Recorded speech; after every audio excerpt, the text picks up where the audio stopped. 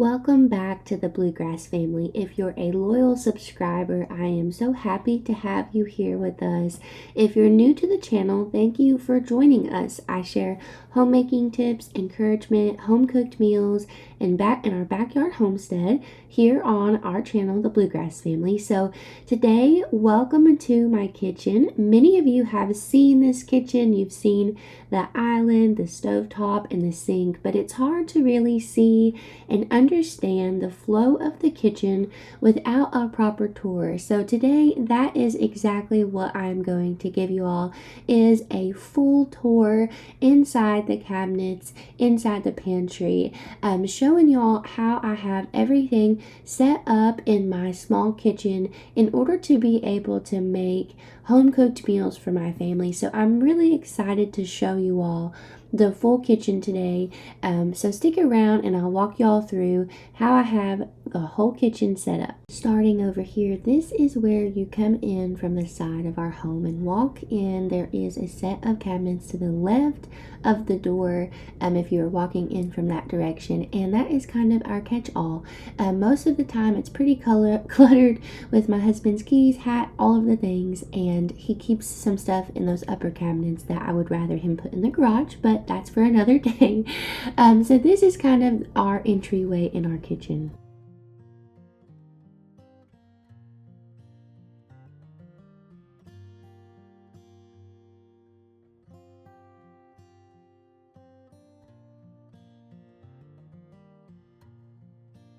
There are a few items that I do keep over here, like Ziploc bags. I have a drawer that has different sizes of those and some cake decorating bags.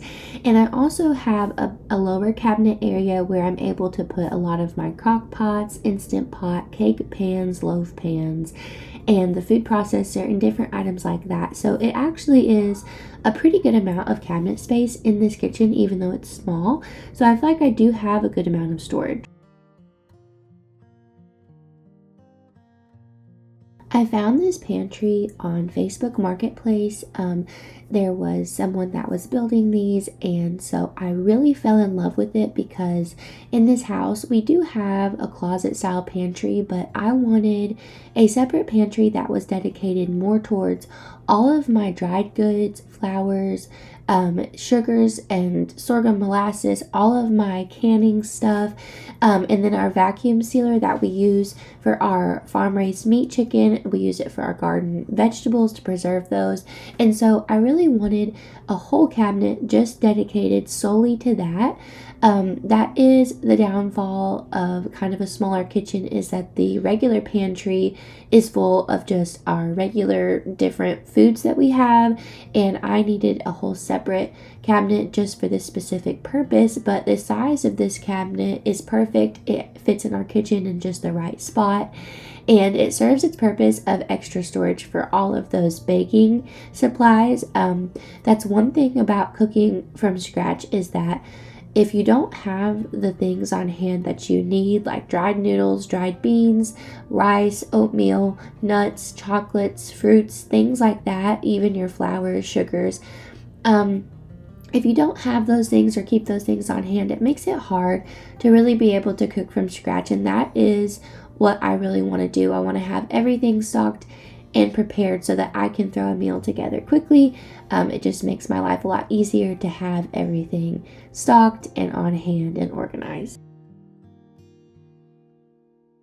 When we first moved into this home, this is what the kitchen looked like. And so it didn't have an island, and the appliances and the sink and the light fixtures we have all updated. And then of course Dave built this beautiful island. I loved everything about the kitchen, the flow and everything of it. I just didn't like that I didn't have enough counter space to really be able to do a lot of prep work on. And someone that is in the kitchen all the time, I had to have a prep work space and a space to kind of put my cast irons, my Dutch oven, my milk jar, all of that. And so I really, really love, and I'm so thankful for this beautiful island that allows me to do all of my prep work for cooking. So like I said, we updated the light fixtures, the appliances, and the kitchen sink. And the only thing I would change is probably the choice of the oven. I would have loved to have had a gas range, which I didn't realize how amazing they were until I cooked on my mom's gas range and fell in love with it. And so that is something that I may update in the future. But we did change out the sink because we had a pretty shallow stainless steel kitchen sink that was really hard to get any large pots and pans into. And so I wanted a deeper farmhouse style sink so that I could wash those large pots and pans easily with gardening and cooking and things like that. I've got tons of large pots and pans that I needed to be able to get into the sink, so that was a good choice for us. For me personally, it just makes the most sense to keep all of my flowers on top of the counter, easily accessible, because I am in the kitchen cooking from scratch meals every single day. And so having those there, just right there where I can reach them and access them easily, is the perfect solution for me. I also don't have technically like a space in a cabinet or anywhere that I could put all of those large jars that hold all of my different cornmeal flour, self-rising, all-purpose, wheat, rye, all of those. And so I keep them all on the counter, as well as my sugar container, easily accessible for me because those are some items that I'm going to be using daily. I know it's not for everyone, but an option for me that has really been successful is transferring all of my dried goods into clear glass jars. For many reasons. One reason, to keep them fresh, and for the second reason, they're a lot easier to organize because the jars are all the same shape and generally the same size. And also I can open that pantry and see what I have on hand, what's getting low, what I need to restock. And so when I'm cooking, I can just very easily open that and grab what I need, and it makes a world of difference for me. It was also pretty affordable because I already had all of these mason jars on hand. The only thing I had to get were a few of these plastic screw-on lids, and so that has been very, very helpful for me in the kitchen. When we moved in, she already had several hooks screwed into the bottom shelf or the middle shelf of the cabinets, which I find very useful for all of the coffee cups and different things. I went ahead and installed some command strips inside of the doors of the kitchen cabinets to hang all of my measuring cups. Those are some of the things that I find very helpful. I'm a visual person, and if I can see the measuring cups and grab those, then it just makes it so much quicker for me when I'm in the kitchen cooking. It's also a really great option if you don't want your children slamming the kitchen cabinets. I really like to keep my cast iron skillets just out on the bottom of my kitchen island, because those are the only kitchen skillets that I use, are all cast iron skillets. It's funny because we actually have mainly collected all of these cast iron skillets. My husband had them because they were his grandparents' cast iron skillets, and so I think it's really sweet that we're still creating meals on the cast iron skillets that came from his grandparents' home. So that's very special. But I like to store all of my bowls in this cabinet in the corner. They're very easy to get to, and the only thing I have in there are bowls and colanders. All of our silverware is right here by the kitchen sink, and I put like a few different things in there in the front section of it with the silverware.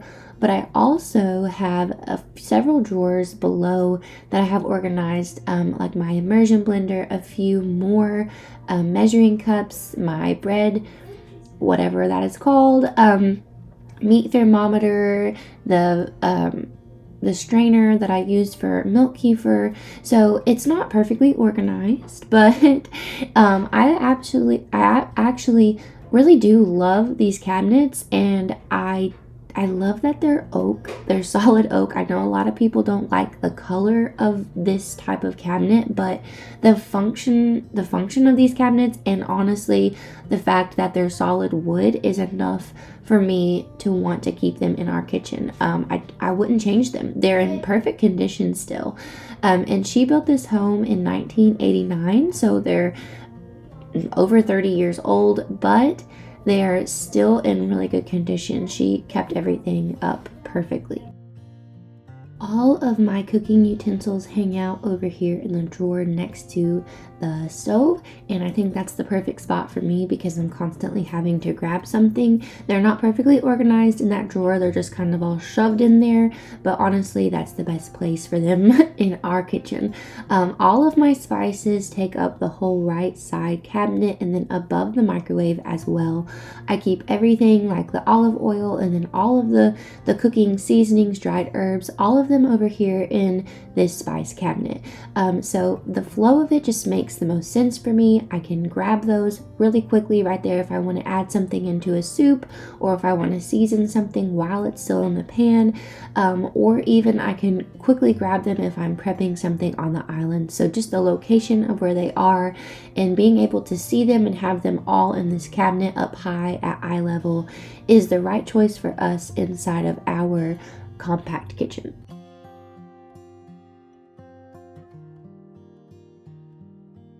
The spices that are above our microwave are mainly baking spices like cinnamon, cloves, the vanilla extract, all of those different spices. I have a little bit of vinegar, some random things up there, but I have them on a little Lazy Susan spinner so I can easily see them all.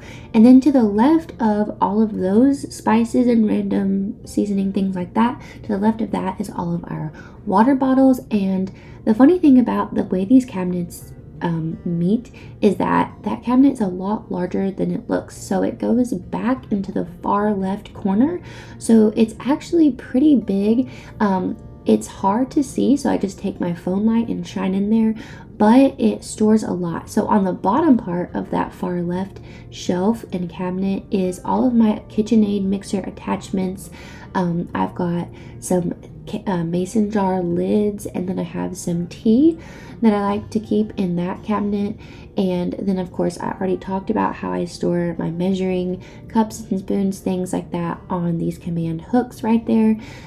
So believe it or not, even though the kitchen and the cabinetry look small, it actually offers quite a bit of storage, and it has taken me a little bit of time to figure out the best place for everything, but I feel like I finally have figured that flow out, and it is really working for us in the kitchen.